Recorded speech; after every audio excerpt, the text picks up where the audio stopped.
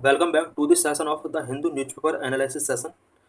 Today we will discuss mainly three issues. The first issue is what is the significance of census, and the second issue is how is India planning to localize electric vehicle manufacturing, and the third issue is defense production in India receive a flip. So let's discuss all the issues in detail. In this article, we will discuss about the evolution and significance of census in India. India में census का क्या evolution रहा है, इसका क्या significance होता है, इससे रिलेटेड डिस्कशंस हम इस लेक्चर के अंदर करेंगे. Lecture is important for GS paper 1 population and associated issues, GS paper 3 government policies and intervention. Why news. The Union Home Ministry has announced the next census will be conducted in two phases. Union home ministry ने announce किया है कि next census जो होगा 2 phases में conduct कराया जाएगा. The reference date for census enumerated would be March 1 2027. March 1 2027 से ये सेंसस स्टार्ट हो जाएगा. About population census. Population census is a process of collecting, compiling, analyzing, and disseminating demographic, economic, and social data of all persons in a country.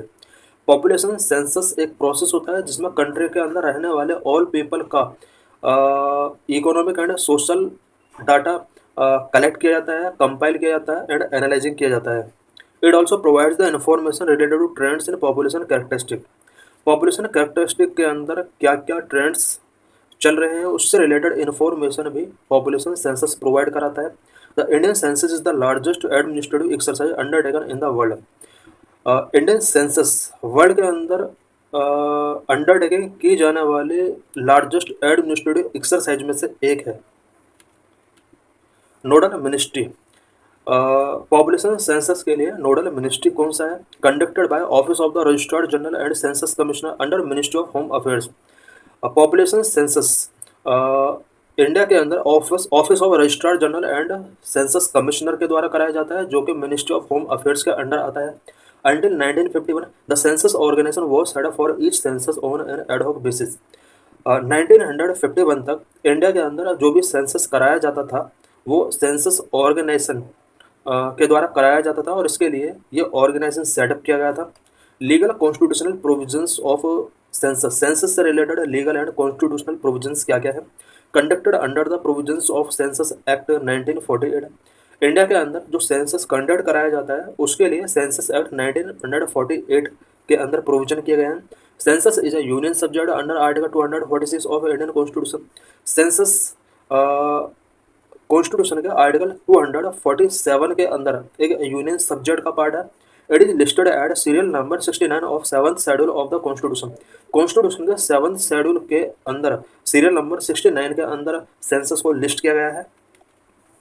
Confidentiality of information. The information collected during the population census is so confidential that it is not even accessible to the courts of law. Census के through जो भी information collect किया जाता है वो इतना ज़्यादा confidential होता है कि कोड ऑफ लॉ के बिफोर भी उसको एक्सप्रेस नहीं किया जा सकता. This confidentiality is guaranteed by the census act 1948. ये जो कॉन्फिडेंशियलिटी है सेंसस की इसको सेंसस एक्ट 1948 के अंदर गारंटेड गिवन किया गया है. The law specifies penalties for both census officials and public for non compliance और violation of any provision of the act. Census act 1948 के अंदर पब्लिक ऑफिशियल्स और अदर पीपल अगर इसका एक्ट का वायलेशन करते हैं तो उनके अगेंस्ट यहाँ पर पेनल्टीज स्पेसिफाई की गई है इस एक्ट के अंदर. History of census. सेंसस का हिस्ट्री क्या रहा है? एंशिएंट एंड मिडिवल पीरियड में किस तरह से सेंसस कराया जाता था? Rigveda. The earliest literature Rigveda mentioned that some kind of population count was maintained during 800 to 600 BC in India. Earliest literature Rigveda के अंदर भी मेंशन किया गया है some kind of population count 800 to 600 BC के बिटवीन भी इंडिया में किया जाता था. Arthashastra of Kautilya written in the 3rd century BC reveals about collection of population statistics as a measure of state policy for taxation. Kautilya के अर्थशास्त्र के अंदर जो कि 3rd century BC में रिटर्न किया गया था इसके अंदर भी रिवील होता है कि स्टेट पॉलिसी फॉर टैक्सेशन के एक पार्ट के तौर पर पॉपुलेशन स्टैटिस्टिक्स कलेक्ट किया जाता था. Ain Akbari also include comprehensive data pertaining to population history wealth and many other characteristic. Ain Akbari के अंदर भी population, industry, wealth and many other characteristic of the people का कंप्रीहेंसिव डाटा इंक्लूड था, ऐसा इसके अंदर मेंशन किया गया है। प्री इंडिपेंडेंस पीरियड में सेंसस किस तरह से कंडक्ट कराया जाता था? The history of the census begin with 1800 when England had begin it's census. Census का जो हिस्ट्री है वो 1800 में बिगिन होता है, जिस टाइम पर इंग्लैंड के अंदर पहली बार सेंसस कंडक्ट कराया गया था। Census was conducted in Allahabad 1824 and in Bharat 1827 conducted by James Prinsep. Allahabad के अंदर पहली बार सेंसस 1824 में कंडक्ट कराया गया था। वहीं बनारस के अंदर जेम्स प्रिंसेप के द्वारा 1827-28 में सेंसस पहली बार कंडक्ट कराया गया था। In 1830 first complete census of an Indian city was conducted by Henry Walter in Dacca. Dacca के अंदर हेनरी वॉल्टर के द्वारा भी पहली बार किसी सिटी के अंदर 1830 में सेंसस कंडक्ट कराया गया। The first synchronous census was taken under British rule on February 17, 1881 by W.C. Plowden, Census Commissioner of India। India के अंदर first synchronous census West Bengal के अंदर ब्रिटिश रूल के ड्यूरिंग 17 फेब 1801 में कंडक्ट कराया गया था। और ये जो सेंसस है मेनली बंगाल के अंदर नहीं बल्कि पूरे ऑल इंडिया के अंदर सेंसस कमिश्नर ऑफ इंडिया के द्वारा कराया गया था। Since then census have been undertaken uninterruptedly once every 10 years. तब से लेकर अब तक एवरी 10 ईयर्स में सेंसस अंडरटेकन किया जाता रहा है। सिग्निफिकेंस ऑफ सेंसस, सेंसस का क्या सिग्निफिकेंस है? Number 1, source of information. The Indian census is the largest single source of statistical information of the people of India. India के अंदर जो सेंसस कराया जाता है वो इंडिया के पीपल का स्टेटिस्टिकल इंफॉर्मेशन प्रोवाइड कराने वाला एक लार्जेस्ट सिंगल सोर्स है। Demographer and researchers use census data to analyse growth and trends of population and make projections. Demographers and researchers population के ट्रेंड को एंड इसके ग्रोथ को एनालाइज करने के लिए सेंसस डाटा का यूज करते हैं। Number 2, good governance. Good governance के लिए भी सेंसस इंपॉर्टेंट टूल के तौर पर वर्क करता है। Census data is used for administration of planning and policy making as well as management and evolution of various programs by government. Census data का use administration, policy making के लिए, planning के लिए एंड गवर्नमेंट प्रोग्राम को various तरीके से management करने के लिए, इवैल्यूएशन करने के लिए भी यूज किया जाता है। Number 3, demarcation. Census data is also use for demarcation of constituencies and allocation of representation to local bodies, state legislative assemblies and parliament. Constituencies के डिमार्केशन के लिए भी सेंसस का यूज किया जाता है। साथ ही local bodies, state legislative assemblies and parliament के रिप्रेजेंटेशन को एलोकेट करने के लिए भी सेंसस का यूज किया जाता है। Number 4, better access for business. The census data is also important for business and industries for strengthening and planning their business. Census data का यूज बिजनेस एंड इंडस्ट्रीज भी अपने प्लानिंग को स्ट्रेंथ करने के लिए यूज करते हैं। Number 5, giving grants. Finance commission provides grants to the state on the basis of population figures available from the census data. Census data के बेस पर जो पॉपुलेशन फिगर्स होती है उस पॉपुलेशन फिगर्स के बेस पर ही फाइनेंस कमीशन भी स्टेट को ग्रांट प्रोवाइड करता है। Socio economic and caste census. Socio economic and caste census was conducted in 2011 for the first time since 1931। 1931 के बाद इंडिया के अंदर socio economic and caste census 2011 में कंडक्ट कराया गया था। It seek to canvas every Indian family in rural and urban India and ask about their economic status specific caste name. India के अंदर रूरल एंड अर्बन एरियाज की every family को ये canvas करता है और उनसे economic status and specific caste name पूछा जाता है। Difference between census and SECC। SECC means socio economic and caste census. Census और सोशो इकोनॉमिक कास्ट सेंसस के बीच में क्या डिफरेंस है? Field of coverage. Census provides a portrait of the Indian population and socially and economically caste census is a tool to identify benefit of state support. Census किसी भी country की population के portrait को provide करता है, जबकि SECC state support beneficiaries को identify करने के लिए एक इम्पोर्टेंट टूल है। इट मीन्स गवर्नमेंट के द्वारा जितने भी प्रोग्राम, वेलफेयर प्रोग्राम होते हैं जिनके अंदर गवर्नमेंट पीपल को असिस्ट करती है, पीपल को आइडेंटिफाई करने के लिए SECC एक इम्पोर्टेंट टूल है। कॉन्फिडेंशियलिटी ऑफ डाटा के बेस पर दोनों में क्या डिफरेंस है? Census data is confidential, SECC data is open for use by government department to grant और restrict benefit to the people. Census data जो होता है वो कॉन्फिडेंशियल होता है, जबकि SECC डाटा ओपन होता है। ओपन इसलिए होता है सो that government various government department people को बेनिफिट ग्रांट करने के लिए या उन्हें रेस्ट्रिक्ट करने के लिए उन्हें डाटा की नीड होती है। Significance of SECC socio economic caste census का क्या सिग्निफिकेंस है? बेटर मैपिंग ऑफ इनक्वालिटीज, इसके थ्रू इनक्वालिटीज को बेटर तरीके से मैपिंग किया सकता है। SECC has the potential to mapping in inequalities at a broader level, broader level पर इनक्वालिटीज को मैपिंग करने की पोटेंशियल SECC के अंडर होती है। SECC is useful to establish statistical justification for preserving caste-based affirmative action program और welfare scheme. Caste-based affirmative action programs और welfare scheme से रिलेटेड स्टैटिस्टिकल जस्टिफिकेशन को इंश्योर करने के लिए, उसे प्रिजर्व करने के लिए SECC एक यूजफुल टूल होता है। Legally imperative, SECC is also legally imperative as the courts require quantifiable data to support the existing level of reservation. Existing level of reservation को सपोर्ट करने के लिए कोर्ट को भी क्वान्टिफिएबल डाटा चाहिए, और इसके लिए SECC एक इम्पोर्टेंट रोल प्ले करता है इस तरह का डाटा को रीच करने में। Constitutional mandate, constitution of India also favour conducting a caste census, caste census को कंडक्ट करने के लिए कॉन्स्टिट्यूशन भी फेवर करता है। Article 340 mandate the appointment of a commission to investigate the conditions of socially and economically backward classes. Article 340 के अंदर provision किया गया है कि एक कमीशन अपॉइंट होना चाहिए so that socially and economically backward classes की कंडीशंस को इन्वेस्टिगेट किया जा सके। कमीशन में एक recommendation as to the steps that should be taken by government. Commission कुछ रिकमेंडेशंस करता है before the government so that government कुछ important initiatives social and backward educational backward classes के लिए टेकिंग कर सके। What is the status of electric vehicles in India? How is India planning to localise electric vehicles manufacturing? India में electric vehicles का क्या status है? Electric vehicles के manufacturing को लोकलाइज करने के लिए इंडिया का क्या प्लानिंग है? Why news? More than 1 year ago, Minister of Heavy Industries notified guidelines to the scheme to promote manufacturing of electric passenger car in India. India में electric passenger car के manufacturing को promote करने के लिए minister of heavy industries के द्वारा 1 year एगो कुछ गाइडलाइंस रिलीज की गई थी। अब वो क्या क्या गाइडलाइंस थी उससे रिलेटेड हम कुछ पॉइंट्स यहाँ पर डिस्कस करेंगे। What are the policy proposes? Policy के अंदर क्या क्या प्रोविजन किया गया था? Custom duty reduced on the import, electric vehicle का अगर इंपोर्ट किया जाता है तो कस्टम ड्यूटी उससे रिलेटेड रिड्यूस की गई थी पॉलिसी के अकॉर्डिंग।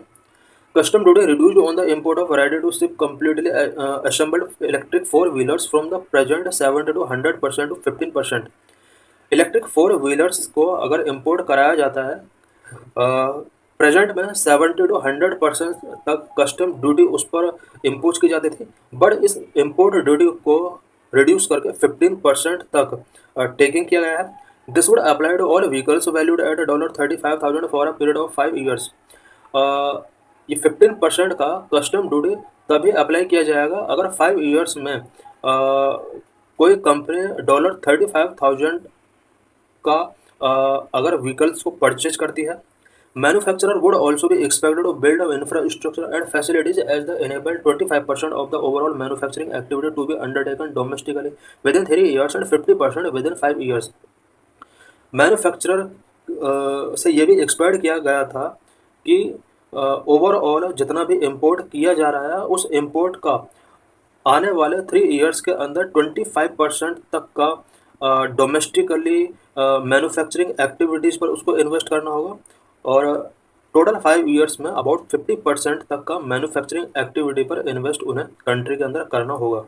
इट मीन्स यहाँ पर लोकली मैन्युफैक्चरिंग को बढ़ाने के लिए ये स्कीम गवर्नमेंट के द्वारा यहाँ पर लॉन्च की गई।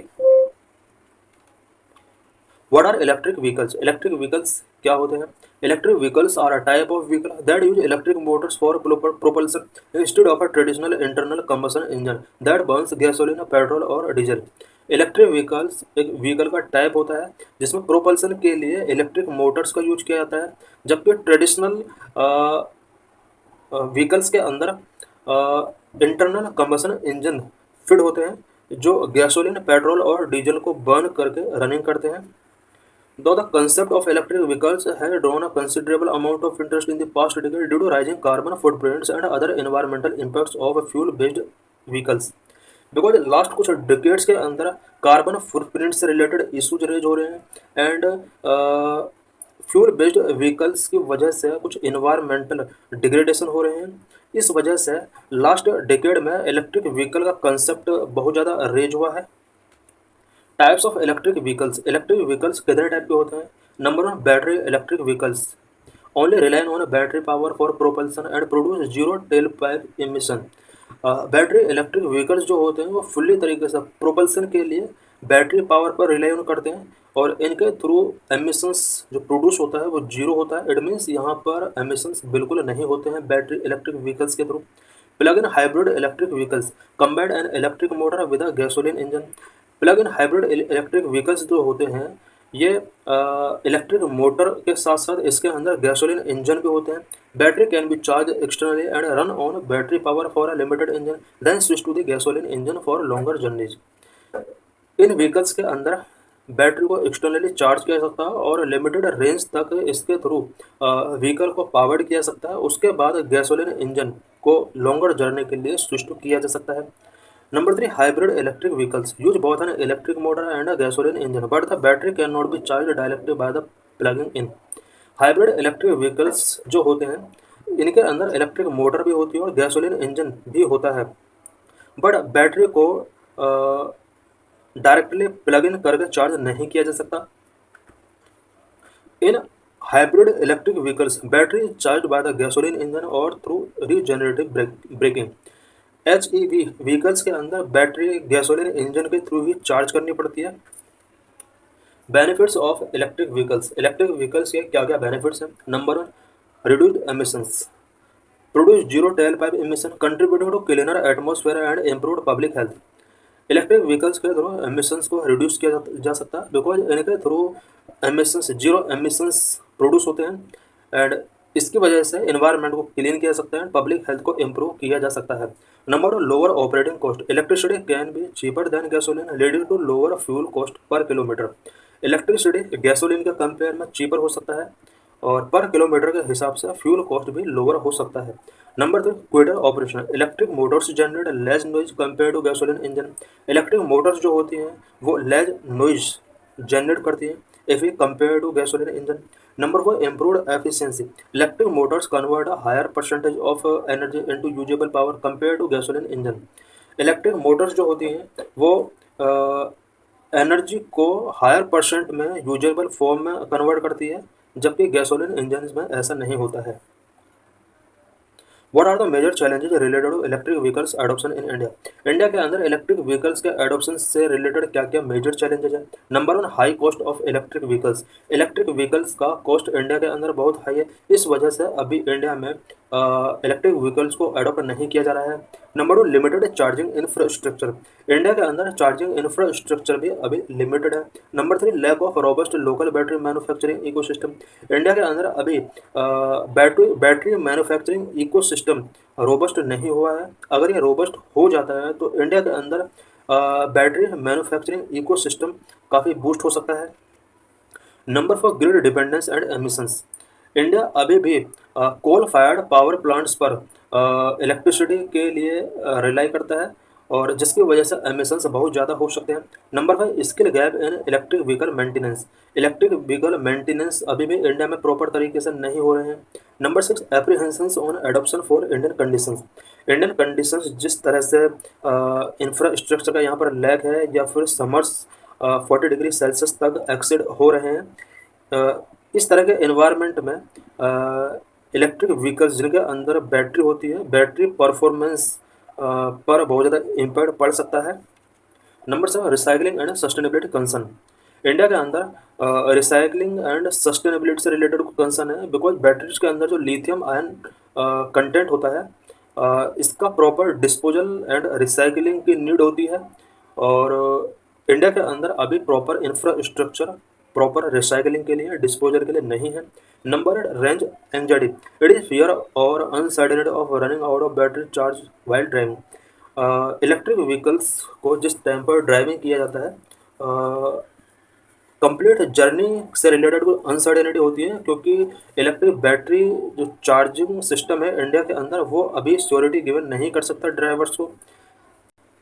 इन this lecture we will discuss why Indian defence industry booming. Last कुछ ईयर्स है इंडिया का डिफेंस इंडस्ट्री बूमिंग हो रहा है, इससे रिलेटेड कुछ इंपॉर्टेंट डिस्कशन लेक्चर के अंदर हम करेंगे। What is issue? In the weeks following Operation Sindoor, discussions raged on the efficiency of India's homegrown defense capabilities and confidence in them. Operation Sindoor के बाद इंडिया के अंदर इंडिया की डिफेंस कैपेबिलिटीज से रिलेटेड, उसकी एफिशिएंसी से रिलेटेड कुछ discussions raise हुए हैं। India defence production and export have hit record high in the past financial year. Past financial year में इंडिया के defence production and export high level पर पहुंच गया है। Contributions from private defence companies and MSMEs have increased. India के defence production में private defence companies and MSMEs का जो कंट्रीब्यूशन है वो काफ़ी इंक्रीज हो चुका है।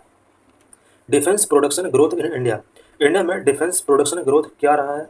While India continues to import a large share of its defense equipment and weapons, domestic manufacturing has picked up. India के अंदर डिफेंस इक्विपमेंट एंड वेपन्स का लास्ट कुछ ईयर्स से लार्ज लेवल पर इंपोर्ट किया जाता रहा है, बट करंट कुछ ईयर्स में domestic manufacturing defence equipment and weapons का काफ़ी हद तक पिकड अप हुआ है। India defence production touched a record high in 2023-24 at rupees 1.3 lakh crore, growing at 17% compared to the previous year.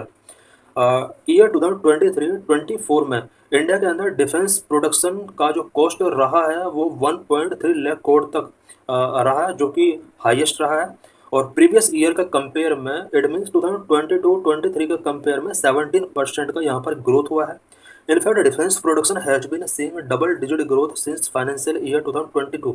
Financial year 2022 के साथ अगर कंपेयर किया जाता है, इंडिया के अंदर defence production growth double digit में रहा है। India defense export have paid up and exceeded rupees 20,000 crore in the past two financial years. Past two financial years है इंडिया का डिफेंस एक्सपोर्ट अबाउट 20,000 करोड़ को एक्सीड कर गया है। These figures are twice those of what was seen before financial year 2020. Financial year 2020 के before years के साथ अगर इंडिया का डिफेंस एक्सपोर्ट का कंपेयर किया जाता है तो रिसेंट ईयर्स में एक्सपोर्ट जो रहा है वो ट्वाइस रहा है। Indian defence export include small arms, protective gears and artillery. India के डिफेंस एक्सपोर्ट में small arms, protective gears and artillery include है। The export target set for the current fiscal is rupees 30,000 crore. Current fiscal years में export target जो रखा गया है वो about 30,000 crore का रखा गया है। This is chart related to the cost value of defense production in rupees crore and its rate of growth in percentage. Defence production का टोटल वैल्यू कितना रहा है, हम ब्लू कलर में हम देख सकते हैं टोटल प्रोडक्शन ये शो कर रहा है एंड रेड जो लाइनिंग है ये रेट ऑफ ग्रोथ को शो कर रहा है। हम देख सकते हैं 2017-18 में जहाँ पर ग्रोथ रेट डिफेंस प्रोडक्शन का 6.4% था, वहीं ये 2023-24 में 17.3% तक इंक्रीज हुआ है। ओवरऑल अगर हम देखें डिफेंस प्रोडक्शन लास्ट कुछ ईयर्स है कंटिन्यू इंक्रीजिंग वे में शो हो रहा है। The total value of defence export, total defence export कितना रहा है हम देख सकते हैं 2017-18 के कंपेयर में इसके कमिंग ईयर्स में इसका जो एक्सपोर्ट रहा है वो कंटिन्यू इंक्रीज होता रहा है एंड रेड लाइन ये शो कर रहा है कि डिफेंस एक्सपोर्ट ग्रोथ क्या रहा है। Chart for the share of private defence companies in the total defence production and export. Total defence production and export में प्राइवेट डिफेंस कंपनीज का क्या रोल रहा है। ब्लू लाइन जो शो कर रहा है वो प्रोडक्शन को शो कर रहा है एंड रेड लाइन जो शो कर रहा है ये एक्सपोर्ट जो किया गया है उसको शो कर रहा है। The target set and achieved for public procurement from MSME bye defence ministry. MSME से डिफेंस मिनिस्ट्री के द्वारा प्रोक्योरमेंट करने का क्या टारगेट सेट किया गया था और उस टारगेट को कितना अचीव किया गया हम देख सकते हैं ग्राफ में शो किया गया। ब्लू कलर टारगेट जो रखा गया उसको शो कर रहा है, रेड कलर कितना अचीव हमने किया उसको शो करता है। So thanks for watching this video.